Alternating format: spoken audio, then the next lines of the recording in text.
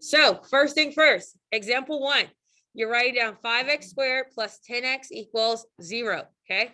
This is a binomial. The reason why it's a binomial is because there's two terms that are being added, right? It's a quadratic binomial. That means that I cannot do any of the other forms of factoring. The only thing I'm going to start off with is there a greatest common factor? Is there a GCF? And the answer is yes, there is a GCF between 5 and 10, which is 5. And my lowest variable is x. So my GCF is 5x. So I'm going to divide both terms by 5x. That's going to leave me with x plus 2 equals 0. Okay. On your activity, in your little box that's on your paper, this is what you should have written. So on the white box on your activity, this is not one of the answers, but when you get to this point. So on the white box, you should have at least your factors written, okay? After you have the factors, then you're going to solve. So remember, when you're solving, you're taking each factor and setting it equal to 0. So we have 5x equals 0, and we have x plus 2 equals 0. To find your solutions, you're asking yourself, what do I need to do to get x by itself? Well, in this case, what do I need to do to get x by itself? Divide, because the opposite of multiplication is division. So I divide by 5. And anything, 0 divided by anything is what? 0. So that's my first solution. This is what's going on the back of the red card. So when you cut out your pieces, you would put a 0 on one side. That's just going on the back because that's one of your solutions. Now here, what do I need to do to get x by itself? Do what? Minus 2. So I subtract 2, and 0 minus 2 is negative 2. Here's my second solution. This is what's going on the back of my red card. So when you looked at the example on the paper, it says that you, on the back of the card, when you cut out your pieces, you should have a left side and a right side. So I have 0 and negative 2. And those are the two solutions. Okay. This is if I have a quadratic binomial that has a GCF. Okay. Are you with me? Are you following along? If you're doing anything else besides this right now, please be mindful of that when it comes to you working. That you made the choice not to pay attention while the teacher was going over. Okay, here we have a simple trinomial. So we have a simple trinomial. Why is it simple? Well, it's simple because the leading coefficient is a 1. So I have a simple quadratic trinomial. So all I'm asking myself is what multiplies to give me 12, but adds to give me 7? What two numbers multiply to give me 12, but add to give me 7?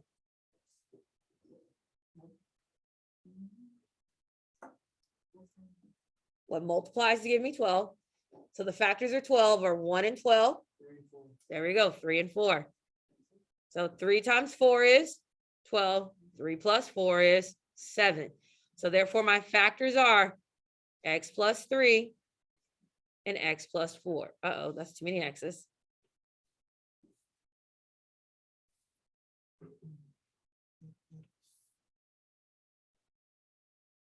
Again, these are my factors. This is what would need to be written down. Factors are what's being multiplied. Those are my factors. So then I'm going to find my solution. Find your solution by taking each factor and setting it equal to 0.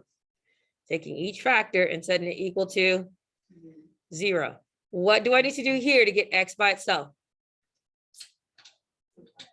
Subtract 3. So x equals negative 3. What do I need to do here to get x by itself? So x equals negative 4. How do we feel about a simple trinomial? Good? Better? All right. Now we're going to go on to a complex trinomial. Okay. What makes it complex is that my leading coefficient is no longer 1. Okay. This complex can be simplified by using GCF. And I can use GCF because 6, 2, and 20 are all divisible by what? 2. So I can divide each one by 2. So this gives us 3x squared minus 1x minus 10 equals 0. This is not my factor. This is just my simplified trinomial. Okay. Now, I've noticed that we've been struggling, so we're going to try this a little differently. We're still going to use the x. So with our x, we multiply. So the top of the x is 3 times negative 10. What is 3 times negative 10?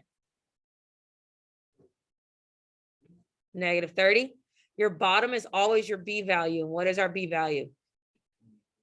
Negative 1. So what multiplies to give me negative 30, but adds to give me negative 1? What two numbers will multiply to give me negative 30, but add to give me negative 1?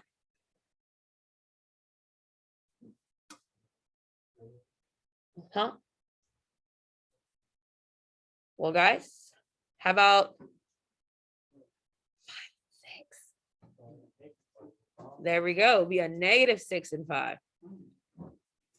Okay, so our numbers at work are negative 6 and 5. We're going to pull a shortcut here. Okay, so we know that the numbers that work are negative 6 and 5. Do you guys remember how in example 2, we just wrote that as a factor, right?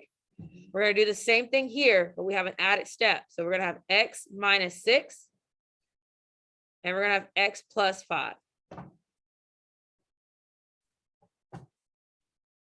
Because our leading coefficient was not a 1, we're going to divide each one of those numbers by 3.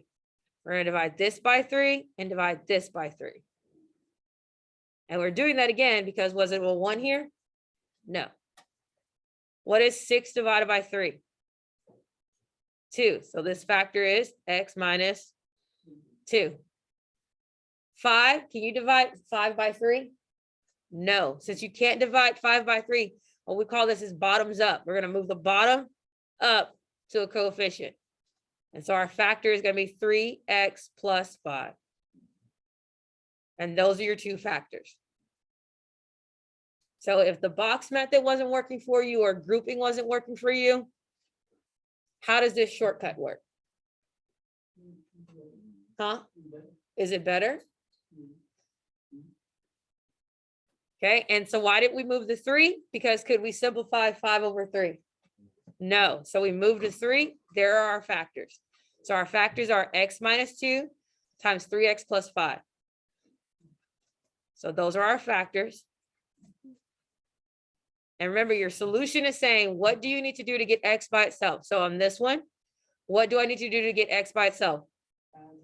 Add 2. So x equals positive 2. Make sense? On this one, what do you need to do to get x by itself? Subtract 5 and then do what? So I'm going to subtract 5 and divide by 3. So here are my two solutions.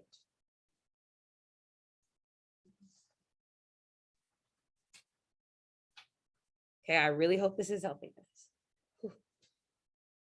All right. Lastly, we have example 4.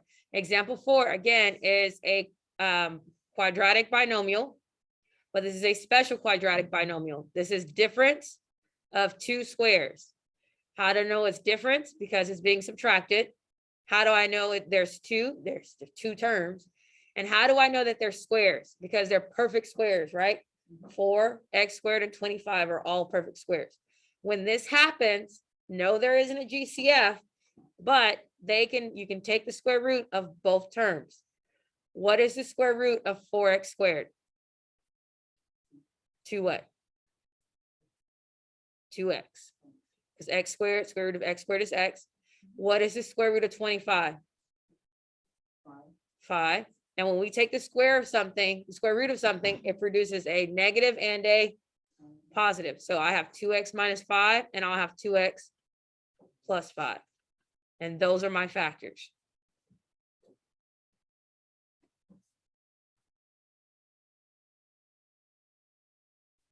To solve the factors, I ask myself, what do I need to do to get x by itself? There we go. I'm adding 5 and dividing 2. Perfect. What do I need to do here to get x by itself? Perfect. Subtract 5 and divide 2. So these are my two solutions. How do we feel? Do we feel a little better? Okay. So this is what you're supposed to be doing on your activity. You're going through and deciding which one of these methods are you using to solve those equations. Yes? Feel a little better? I hope so. All right. So that's what you're going to be doing for the rest of the period. What you do not finish of this activity will become your homework. Okay. All right. At least.